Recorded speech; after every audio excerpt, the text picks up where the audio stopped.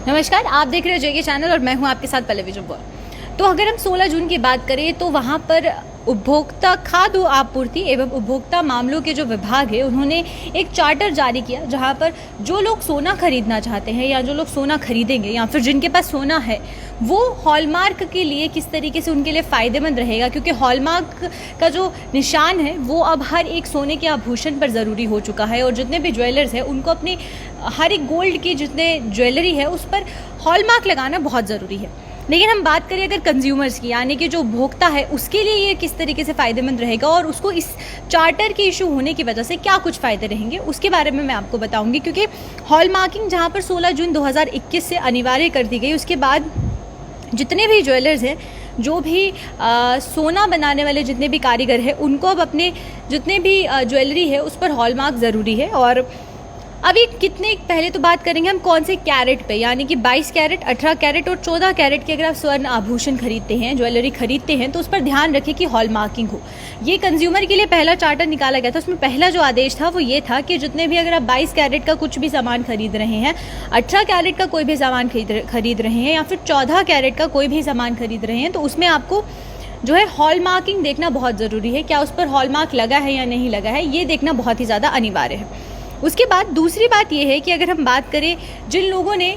Gold खरीद लिया है और उस पर हॉलमार्क नहीं है, अगर हॉलमार्क है भी तो उसकी प्योरिटी किस तरीके से चेक की जाए वो देखना बहुत ज़रूरी है। क्योंकि अगर एक कंज्यूमर है वो इन्वेस्ट करता है अपना पैसा गोल्ड पर, तो उसकी प्योरिटी होना और उसकी प्योरिटी चेक करना और सर्टिफाइड करना बहुत ज़रूरी है। तो उसको लेकर भी सरकार ने चार्टर में एक चीज़ मेंशन की है, जहाँ पर उन्होंने ये लिखा है कि अगर आप अपने सोना की शुद्धता देखना चाहते हैं तो आप BIS द्वारा मान्य किसी भी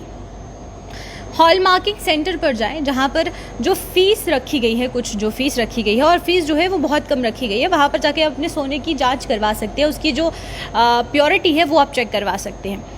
और अगर हम बात करें इस समय जम्मू कश्मीर में 4 केंद्र है। ये जो चार्टर जारी किया गया है खाद्य आपूर्ति एवं उपभोक्ता मामलों के विभाग ने, उन्होंने लिखा है कि जम्मू कश्मीर में इस समय 4 ऐसे केंद्र हैं, जहां पर एक जो है वो श्रीनगर में है और बाकी जो बचे हुए जितने भी केंद्र हैं वो जम्मू में हैं। और वहां पर आप शुद्ध अपने सोने को सर्टिफाइड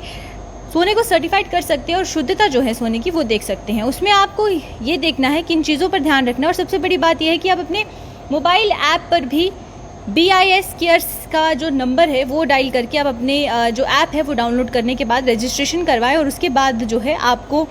इसकी जितनी भी जानकारी है कि सेंटर्स कहाँ पर है, किस तरीके से आप अपने सोने की प्योरिटी चेक करवा सकते हैं। और इसके लिए एक वेबसाइट भी यहाँ लॉन्च की गई है। वेबसाइट है www.bis.gov.in। ये एक ऑनलाइन पोर्टल यहाँ जारी किया गया है, जो कि हॉलमार्क अगर आपके सोने में नहीं है, अगर आपके जितने भी आभूषण है उस पर हॉलमार्क नहीं है और आप उसकी प्योरिटी चेक करना चाहते हैं, तो आप ये फ़ोन पर ऐप डाउनलोड कर सकते हैं या फिर आप BIS की जो ऑफिशियल साइट है गवर्नमेंट की, वहाँ पर जाके आप पता लगा सकते हैं, सारी जानकारी जो है आप वहाँ से ले सकते हैं। उसके बाद